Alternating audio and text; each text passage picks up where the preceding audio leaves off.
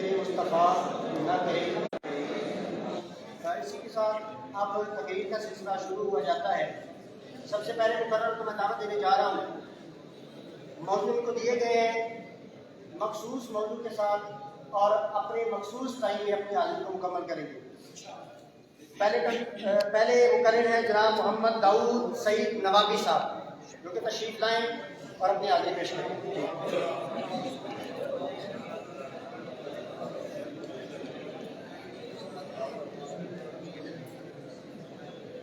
نحمده ونصلي ونسلم على رسوله الكريم اما بعد فاعوذ بالله من الشيطان الرجيم بسم الله الرحمن الرحيم۔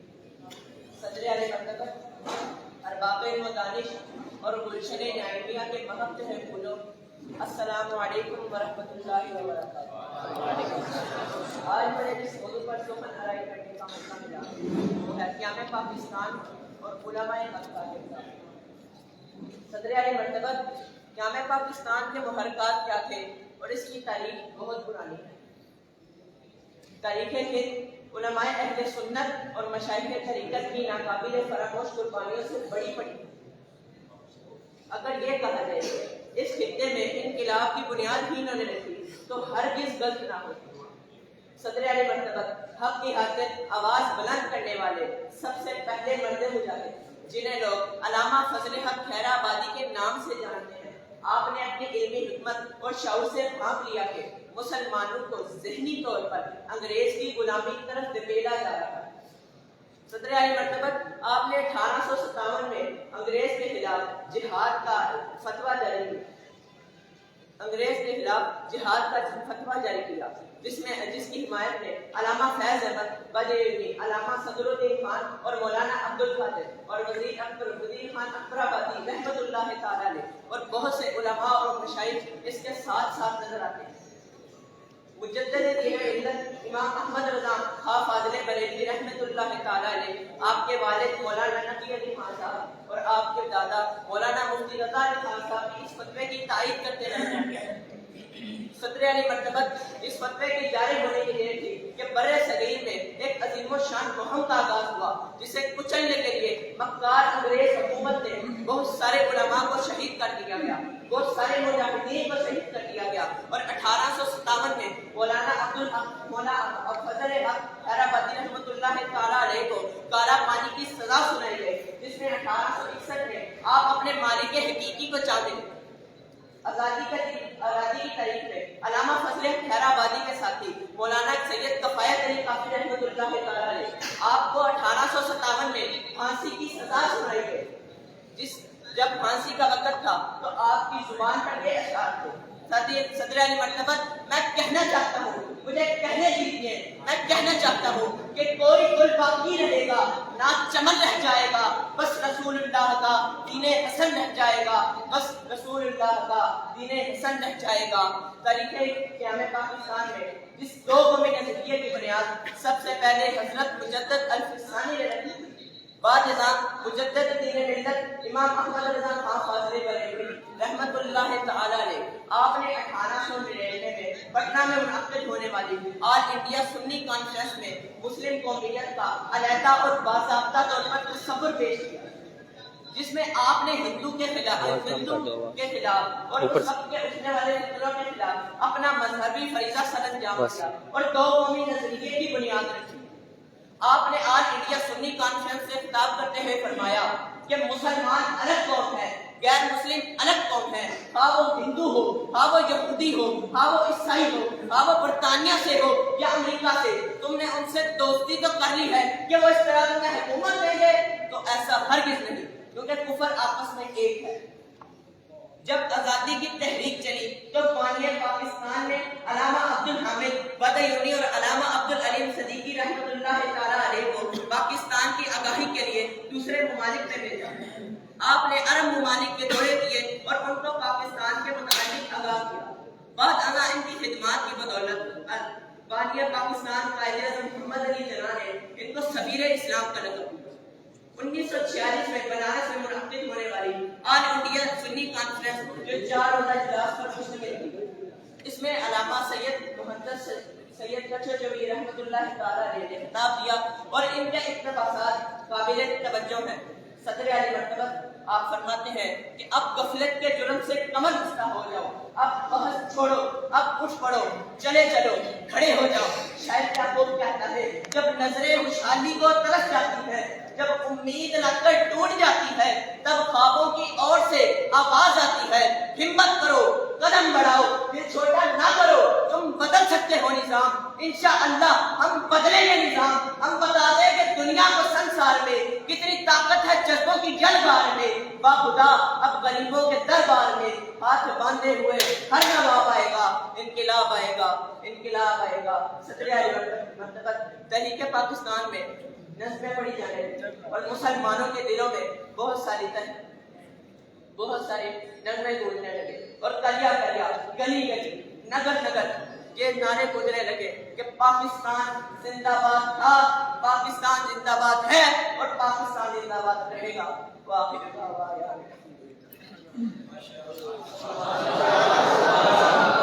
माशाअल्लाह, ये थे मोहम्मद दाऊद सईद नवाबी साहब। अब अगले मुकर्रिर को दावत देने के लिए जा रहा हूँ। अपने मौजू से हटे ना और अपने टाइम को मद्देनजर रखे अपना बयान शुरू किया करें। अगले मुकर्रिर का नाम है हाफिज मोहम्मद समीउल्लाह। हाफिज मोहम्मद समीउल्लाह जी है ना यार, आप लोग खामोश भी बैठ सकते हैं। आप भी सुनिए। मोहम्मद उस्मान।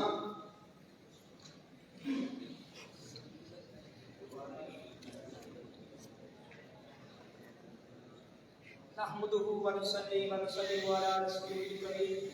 अम्मा बअदु फ़अऊज़ु बिल्लाहि मिनश शैतानिर रजीम। बिस्मिल्लाहिर रहमानिर रहीम।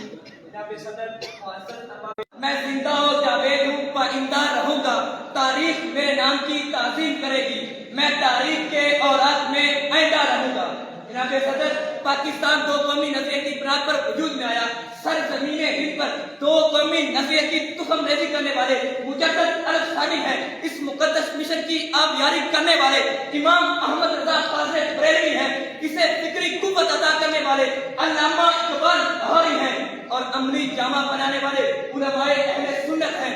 क़ायदे आज़म मोहम्मद अली जिन्ना की क़यादत पर मुकम्मल एतमाद करने वाले, शाना बशाना तरीके पाकिस्तान में हिस्सा लेने वाले 7,000 उलमा थे। वो हमेशा सफ़े अव्वल में मौजूद रहे, जिन्होंने बनारस सुन्नी कॉन्फ्रेंस में इस अज़म का इरादा किया कि अगर मुस्लिम लीग और क़ायदे आज़म मोहम्मद अली जिन्ना अपने फैसले से दस्तबरदार भी हो जाए, तब भी उलमा व मशाइख कि हमें पाकिस्तान के लिए जिद्दोजहद जारी रखेंगे।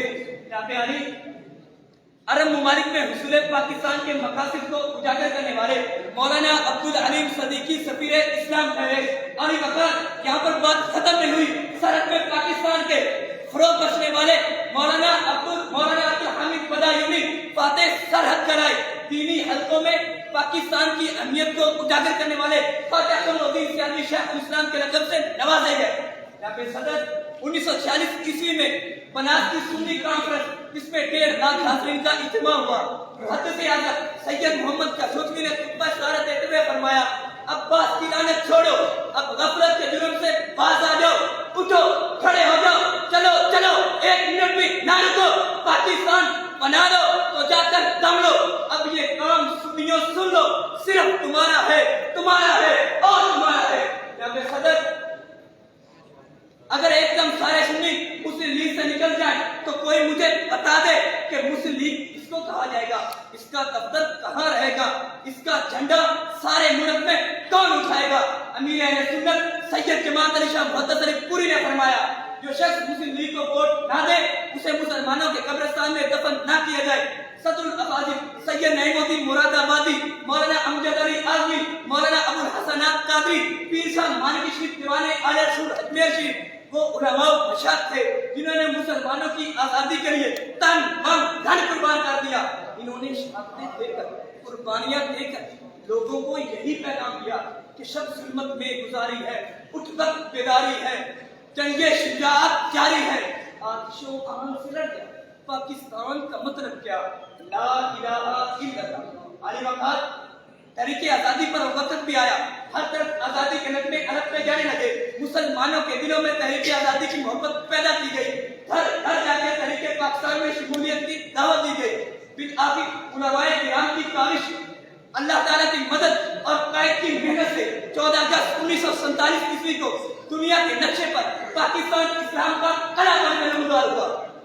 علی وقار بر صغیر کے علماء کرام ایسی ریاست کے لیے جدوجہد کرتے رہے جہاں نظام مصطفیٰ کو لہرایا جائے۔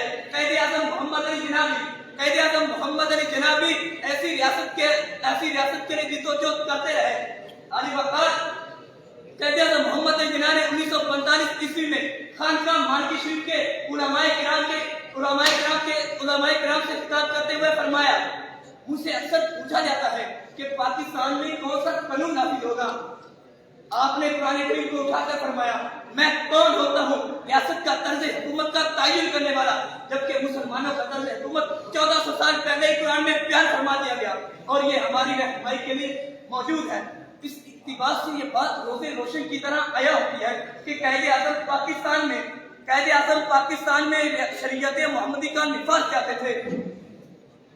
قائد اعظم محمد علی جناح شریعت محمدی کا نفاذ چاہتے تھے۔ انہوں نے اس بات کی طرف مبذول کیا کہ علماء ہماری طرف توجہ کریں اور آپ کی قیادت میں علماء ربانی آپ کی توجہ میں مبذول ہوئے اور علماء ربانی نے آپ کی جدوجہد میں آپ کا دستہ حرامت بن گئے۔ اور آخر میں قائد نے کہا تھا کہ اگر علماء میرا ساتھ نہ دیتے تو پاکستان نہ بنتا۔ اب اقبال کے خواب کو پورا کیے ہوئے مسلمان کھڑے ہیں کتنی قربانیاں دیے ہوئے۔ اے قائد تو نے کر دکھایا وہ کام جس سے ذرہ ہے آفتاب ہرا کیے ہوئے۔ والسلام۔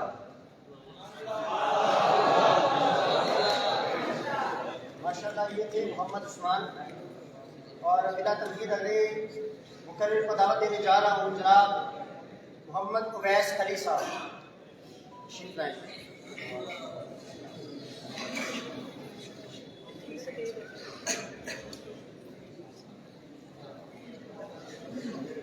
الحمدللہ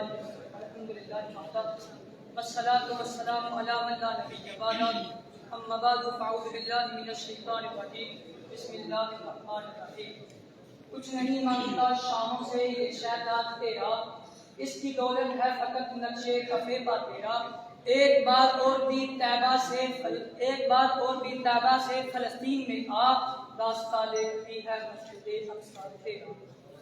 محترم و محتشم قابل سخت تقریم و تعظیم ساتھیان اکرام اور ملت اسلامیہ کے درپشندہ و تابعدار ستاروں، السلام علیکم۔ آج میں جس موضوع پر لب کشائی کرنے جا رہا ہوں وہ ہے مسئلہ فلسطین اور عالمی طاقتوں کا درد۔ جناب صدر، مسئلہ فلسطین محض زمین کے ایک ٹکڑے کا مسئلہ نہیں بلکہ امت مسلمہ کی بقا کا مسئلہ ہے، مسلمانوں کی شان و شوکت اور وقار کا مسئلہ ہے۔ یہ اس ارض مقدس کا مسئلہ ہے جس میں اللہ تعالیٰ کی بے شمار نشانیاں رونما ہوئی۔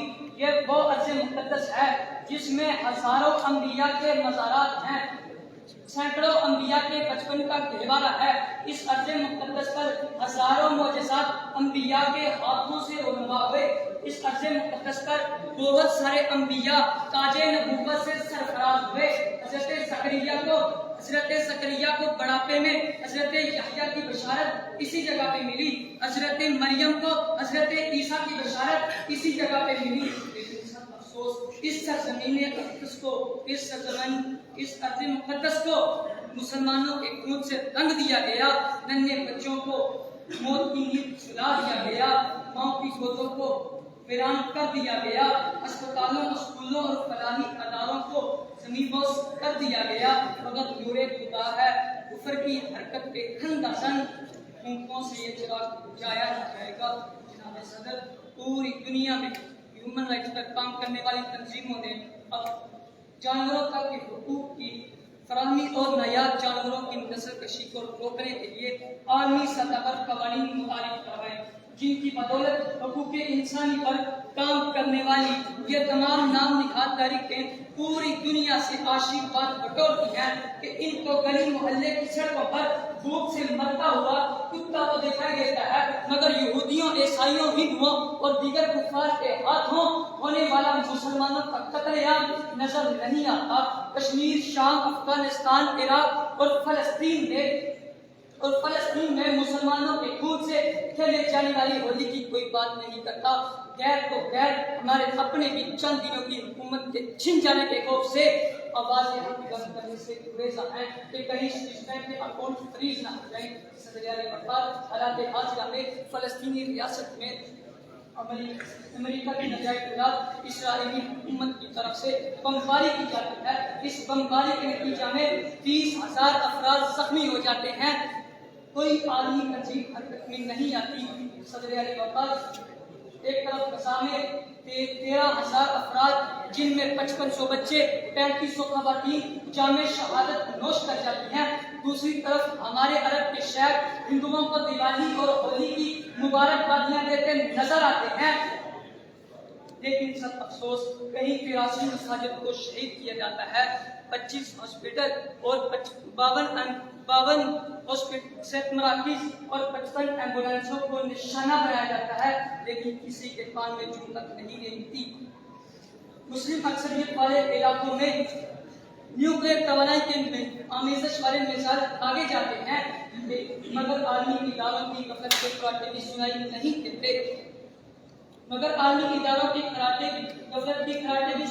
نہیں دیتے۔ جس رات فلسطین میں امریکہ کی فوج کی طرف سے بمباری کی جاتی ہے، امریکہ کی فوج کی طرف سے سب سے ہولناک شخص خون مارا جاتا ہے، اسی رات سعودی عرب کے شہر ریاض میں پوری دنیا کی اداکاروں کو رقص و سرور اور بے حیائی کے ایک شو میں ایوارڈ دیے جاتے ہیں۔ ہولی کو ہمارے اصلی دشمن ہے، مگر اس قتل و غارت گری کے رد عمل میں چند مسلم ریاستوں کے سوا کسی بھی اسلامی مملکت کی طرف سے کوئی جرأت اور غیر ایمانی کا مظاہرہ نہیں ہوا۔ اب شاید تو ادھر ادھر کی نہ بات کر یہ بتا کہ قافلہ کیوں اٹھا، مجھے لحظوں سے اطلاع نہیں